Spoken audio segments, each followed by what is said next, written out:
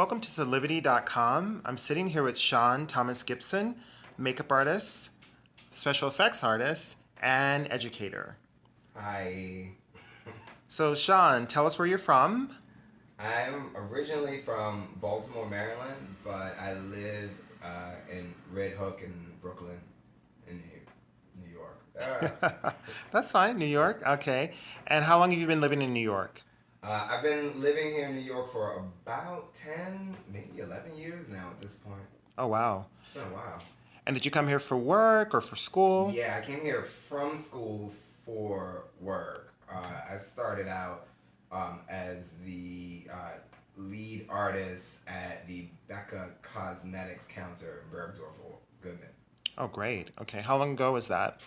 That was about 2006. Okay. Yeah. And have you seen makeup and the business change? Oh yeah, absolutely, Okay. absolutely. How so? I'm as I would say with the rise of social media, has changed and affected makeup dramatically. Okay. I think it has also helped to saturate the market because now we have so many more makeup artists than we did when I started out.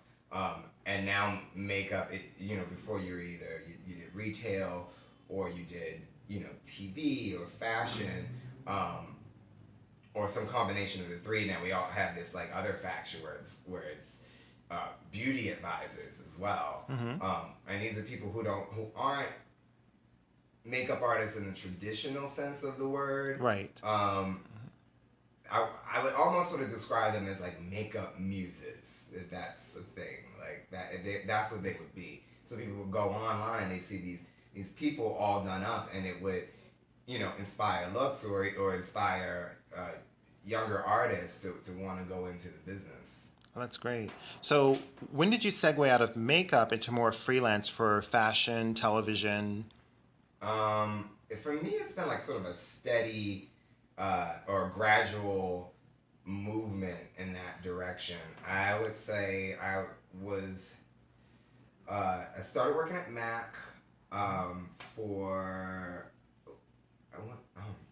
2008, maybe 2010. I can't remember, but I started working for Mac and became a part of their fashion show team. And I would say right about once I hit that, I thought that's when I started thinking maybe I should start doing more of this kind of stuff and a little less of the retail.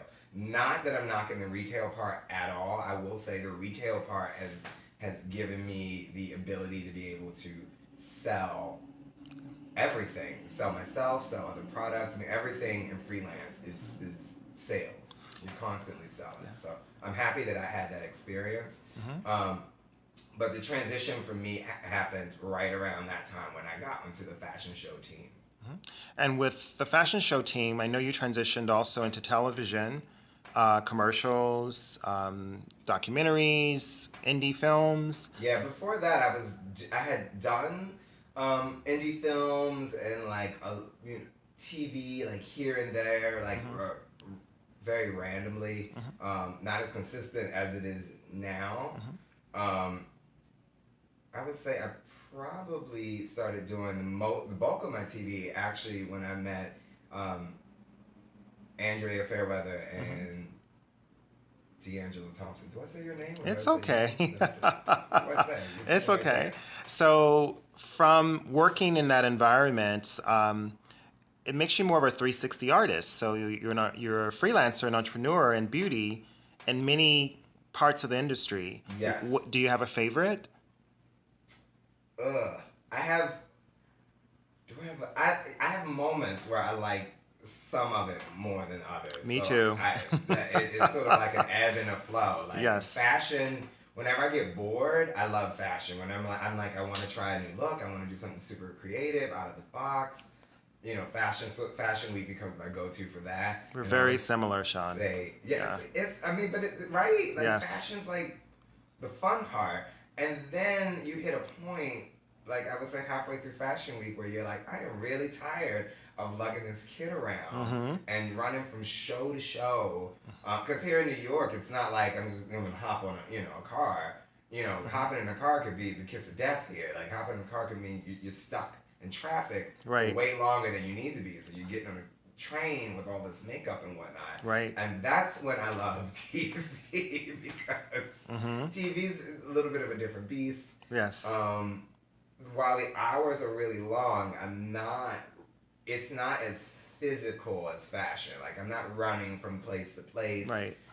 The bulk of the day is the busiest part for you in TV. For the rest of the day, it's just tight touch-ups. Maybe there'll be like one more makeup to do, Mm-hmm. but it won't be a big makeup.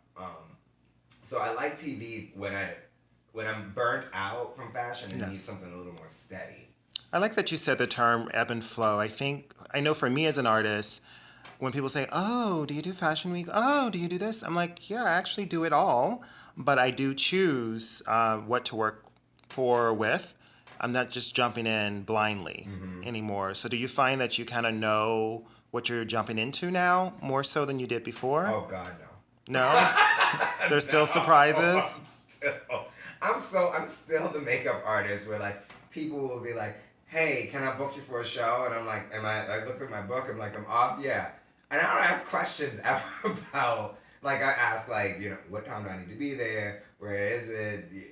Maybe if it's like a short day and it's one person and I don't want to bring the whole kit, I may ask like to see what the person looks like so that I know what to expect. But I still am very much like, will get into projects and then show up and be like, "Oh wow, we're doing this today." Like, Right.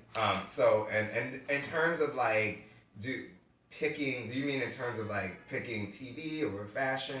No, I think it seems like you like the element of surprise when it comes to work. Like, I like to get as much details as possible because I don't like to get surprised on set. When there's supposed to be 2 talent and then there's 5. Well, no, logistics, I don't like to be surprised that way. Mm-hmm. But like in terms of like, well, what show is it? Like who's going to be on it? What celebrities are going to be? Like I never ask those kind of questions. I mean, like I'm Okay. always surprised that way. Logistics, no, I don't like to be surprised because you never know. Like, the one day that they're like, "Let's glue a rhinoceros horn on this actress." You're like, "Well, I'm out of those. I don't have any more. What you would have told me." Like, So, what are some of your favorite clients you've worked for? some of my favorite clients that I've worked for.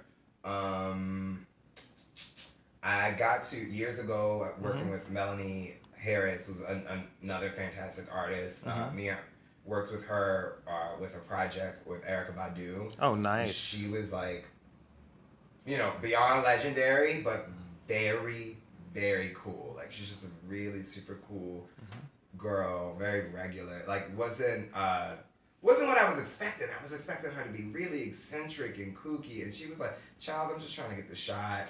So we can go home." Wow. Isn't it refreshing when you meet celebrities that are just down to earth and they know it's a unaffected job? by- Yes. yeah, it's just a job. That's it. Mm-hmm. And then also really like actually love working with Al Gore. Yes, he's brilliant, by the way. He's brilliant. And a smart businessman. I mean, I just really admire his platform and everything that he stands for. Oh, yes. Working with him was a really, really big treat. Mm-hmm. Zachary Quinto was fun too. Zachary Quinto. What has he been in? I worked with him, same thing, on the climate reality with Al Gore. Oh, He was great. one of the Okay. talent there. Okay, great. And he was, again, like real down to earth, unaffected, just very cool. That's amazing. Yeah, it's nice when you meet people that you get inspired by. For me, it's not always necessarily celebrities. It's mostly real people that are affecting change that really inspire Yes. me more so than quote unquote celebrity. Do you view yourself as a celebrity makeup artist? No. Okay. No. Why? I'm just a makeup artist. I have done celebrities. I will do celebrities. I'm not gonna turn it down.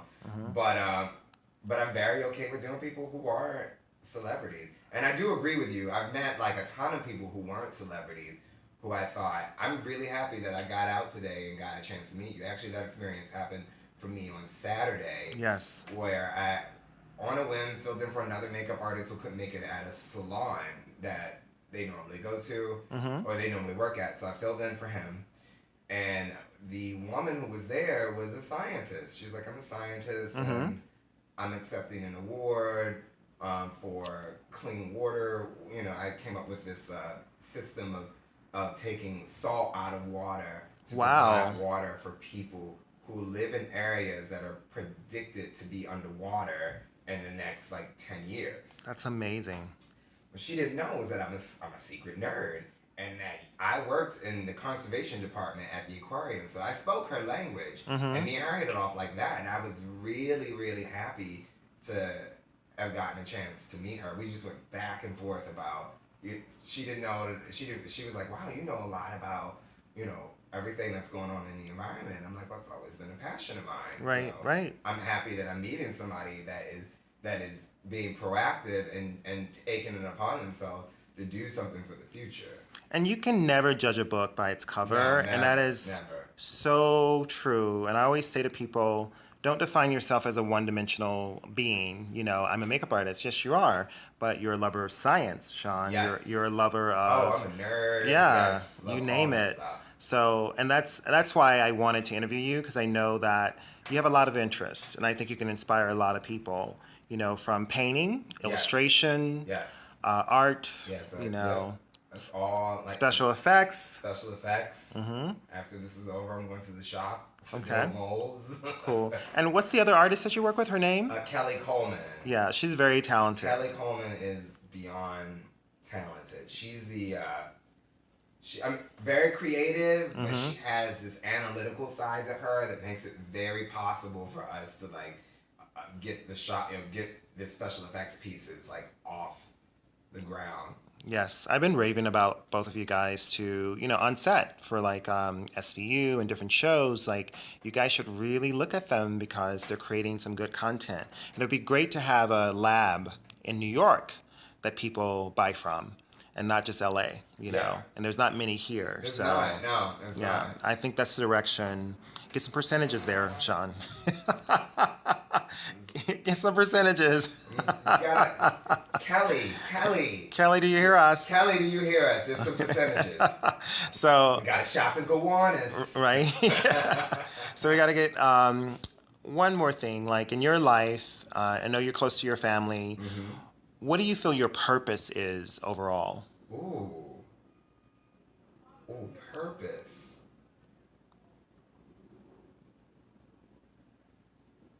I'm gonna say to inspire, but then I feel like that's sort of the purpose of all artists. That's sort of our. But not all artists are conscious of it. No, not all are, Mhm. but I think just by the definition of you being an artist, you're going to inspire and influence other people. That's great. So your purpose is to inspire. Even though whenever someone says that, I always find it shocking. I'm always, me? Really? Mhm. Me?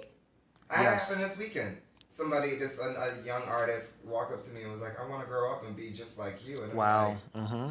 wow. It's a good feeling, right? Well, it means so much, but then it just got very heavy. I'm like, like, I just in awe that someone, I guess, as artists, we're like always beating up on ourselves. Yes, And yes. somebody, a teacher that I had years ago, he was a drawing instructor, and I would say to him, I just can't get it, I just can't see it. And he said, the day that you can see it is the day that you failed as an artist. Right. It's a constant struggle. You will never see it, and that's just what it is. So then, when you hear people say that they're really inspired by what you do, it does feel good, because in the moment, I can't see it, but when I hear it, from other people that they can see it, then I know I must be doing something right, because whatever I created just moved somebody enough for them to walk up to me and say, you inspired me. And we're always learning as human beings. So who inspires you? Oh, so many. So many. I would start first with my mom and my grandma. Yes, yes. They totally, and the older I get, the more and more I start to see them and me. Who else inspires me? God, so many people. Tons of artists. Like, I'm inspired by other artists across the board. Yes. Painters, musicians. If I was to name like David Bowie, like if I'm gonna call out like one musician in particular. Okay. But I can't really. There's just so many. I'm just inspired by art. So life muses you. Oh yeah. Okay. So life is your muse. Yes. Life is my muse. That's beautiful. Shaun, thank you so much. Thank you for having me. Yes, thanks for interviewing with Soulivity.com. And what's your website? It is stgmakeup.com. So Shaun Thomas Gibson, stgmakeup.com. Thank you. Thank you.